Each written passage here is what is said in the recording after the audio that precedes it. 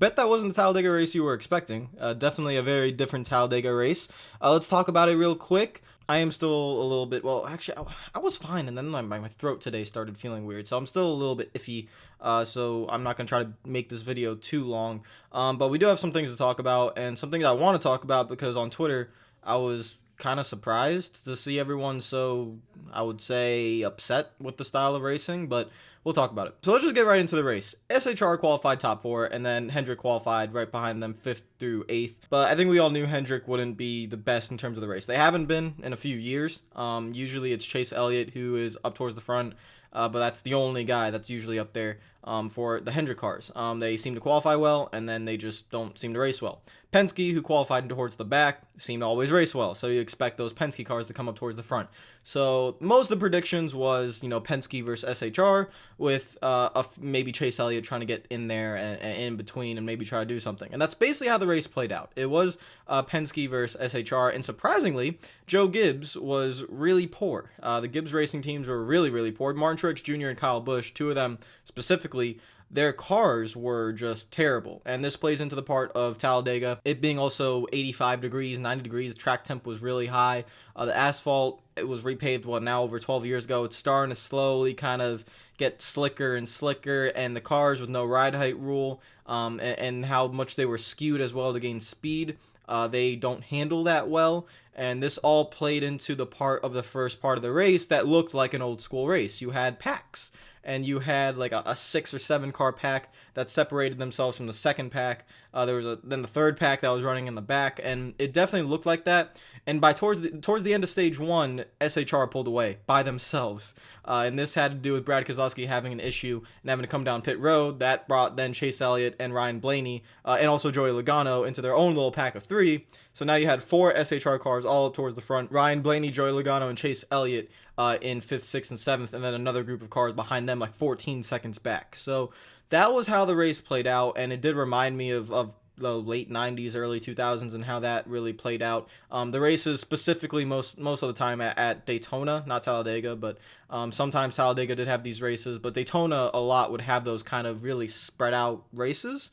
And that's what it reminded me of. And I enjoyed that because I thought there was a lot of strategy going on. You could actually, when you were on the onboard camera of Joey Logano, you could see he couldn't stay full throttle. He had a lift coming out of the corners, and he couldn't stay to the car behind him. It's crazy that, when you're going full throttle, even at a track as big as Talladega, that when you lift, you get in trouble. Like, you won't be able to get to the closer to the car in front.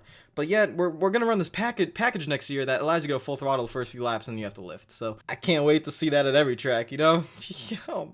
I just had to throw that in there just to feel like a condescending asswipe. Yeah, I had to put that in there. If you can't tell, I'm joking. Plate racing is completely different from what we're gonna have next year, but still not really. So it worries me deeply.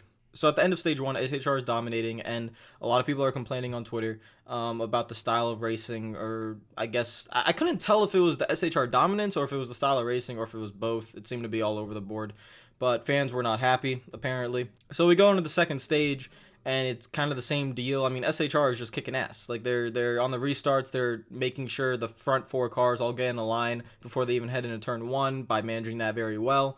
And it was a clinic on how to run a plate race, but also their cars were extremely, extremely fast. Something that the Penske cars just couldn't get to them. When the Penske cars got lined up behind them and tried making a move, they just didn't have the speed in the air to actually get to them and get around them. Very similar to, I know it's 4 cars today, but very similar to when Dale Earnhardt Jr. had a lightning fast car and wasn't able to get past when he got put in the lead, or when Jeff Gordon in 2004 and 2005 at the plate races was unstoppable, and his car was so great and, couldn't get past, especially I think it was the 2005 Talladega race, the spring race, when he had that Star Wars car. That thing was unbeatable that day. Today, it was just that it was 4 cars instead of 1.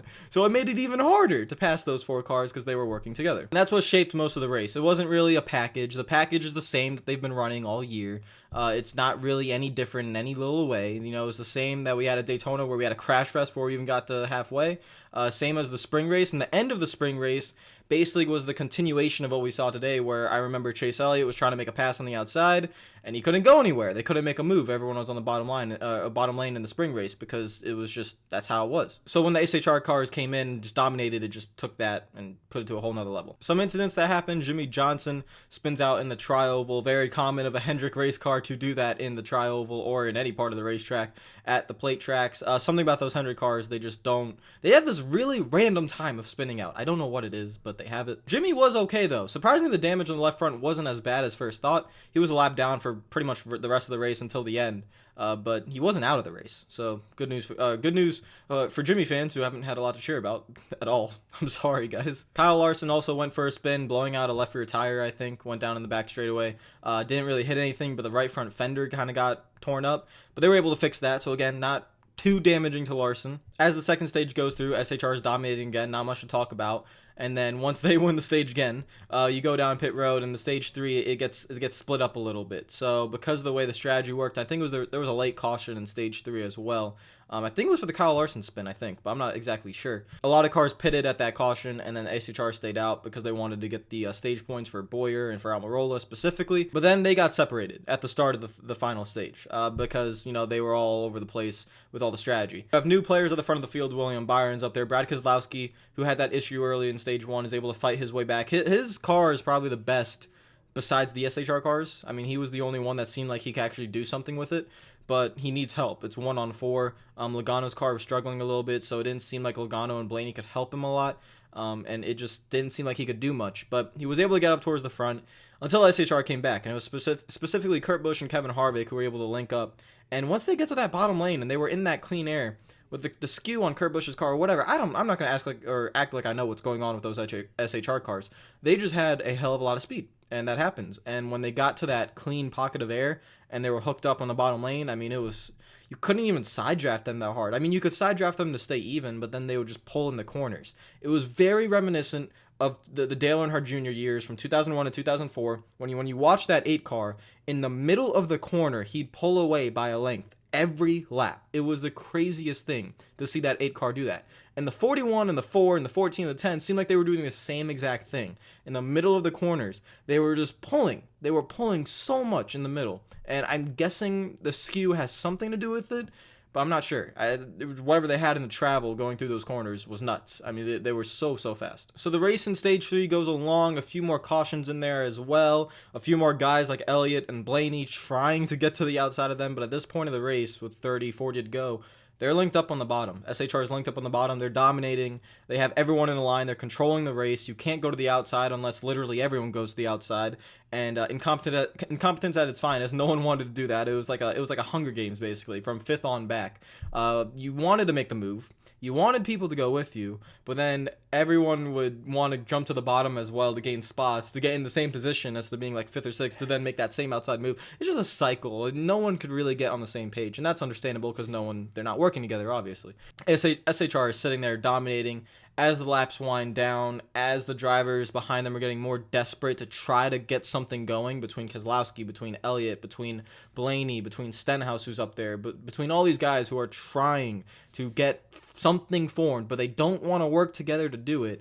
And SHR just pulls away. Literally, with 5 laps to go, they just start pulling away. 4 cars in a train on the bottom lane, and then everyone else from 5th on back is battling side by side. That was some of the funniest things I've seen at a plate race before, because they legitimately, they couldn't get in line. No one, if you wanted to get in line, the one lane has to sacrifice to themselves, and no one's going to do that, so you just stay side by side, and it's hilarious to watch. So at this point, everyone thinks SHR has the race done, and then a wreck happens with Alex Bowman, again a Hendrick car, not really stable in the middle of the corners, and he goes for a spin and pretty much all but putting an end to Bowman's chances for getting it to the next round, unless he miraculously wins at Kansas, which I don't think he has the speed to do. But if he does, then congratulations, but he's pretty much done. This leads to the end of the race, where everything went to chaos. Because of the fuel mileage, a certain caution with around 40 laps to go where everyone pitted, or didn't pit and just saved fuel, that would get them to the end of the race. But this caution with 3 laps to go ruined everything, and it was a long caution too. I think there was an extra pace lap that was added on for NASCAR to clean something up, and that added on to everyone's troubles of trying to make it on fuel, especially the 4 SHR cars.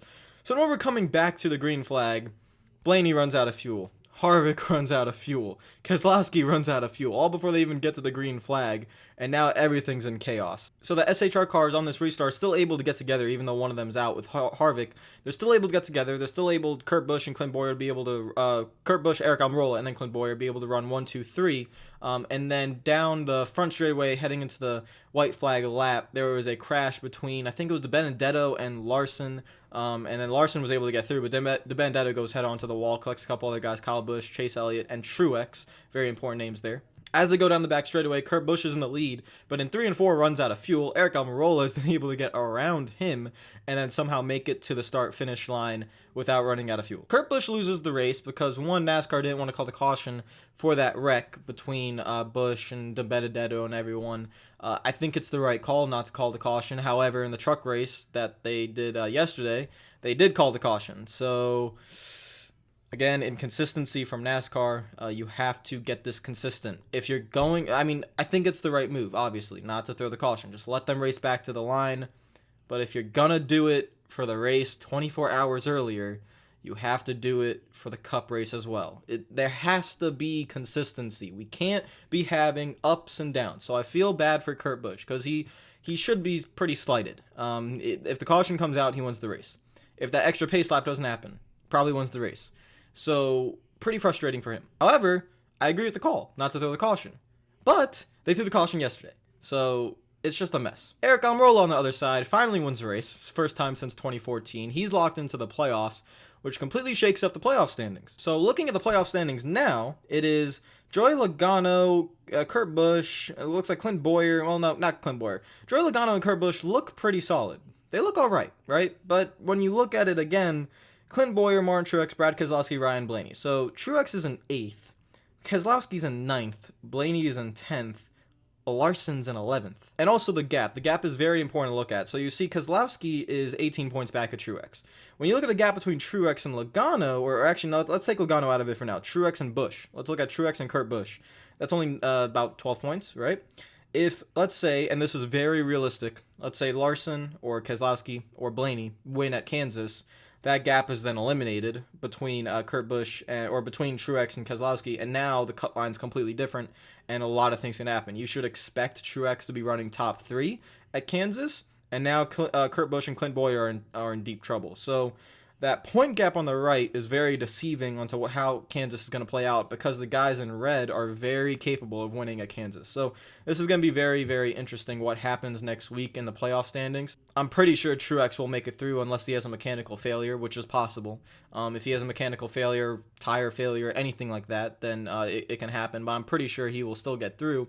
It's whether Keselowski and those guys can win. That's going to be the real determining factor here. I do not think Keselowski can make up 21 points on Bowyer. I don't think so. Even if it'd be hard. I think Bowyer would run well. So it looks like everyone in the red is in a must-win situation. This also plays in a factor because Keselowski has a good amount of playoff points. So if he doesn't make the next round, this puts someone like Chase Elliott in a better position. This puts guys like Kurt Busch and Joey Logano in better situations for that 4th spot. Because if you think 3 guys are going to make it to the next round, Truex, Harvick, or make it to the championship race, Truex, Harvick, and Kyle Busch, that 4th spot was probably looked at for Keselowski. But if Keselowski's not able to make it, then there's a massive fight for points that everyone has a shot at for that 4th place position. So it's going to be very interesting how it goes on in Kansas. Aric Almirola is locked in now, so that's good for him. And yeah, I think that's it for Talladega. Did I miss anything? I don't think I did. I think this video was still very long, but there's a lot to talk about, especially with the playoff standings and all that goes on. I know I didn't show the race results. I'll try to leave a link down below, or you could go on NASCAR.com. You can go check out the race results. I just don't think, the point standings are more important right now than going through all the race results. But Aric Almirola wins. It's the only thing that really matters. Clint Bowyer finished 2nd. Very important for him. Truex has a bad day, and a few other guys have a bad day, like Larson. But unfortunately, those guys are going to have to go into Kansas and try to win. I'm going to end it there. So if you guys want to comment down below with anything you thought of the race. What do you thought of the package, even though the package is technically the same. It's just the SHR cars were so dominant. Let me know what you think of NASCAR's call not to throw a caution. Again, I think it's the right call. It's just we have to have a consistency thing here. We have to be consistent on the calls. And this is something NASCAR still cannot learn. They cannot learn to be consistent on the calls. So we got to be able to do that. I'll see you guys later. Hope you're having a fantastic day. I'm going to get this throat fixed out because this is really bothering me. See you guys later. Peace out.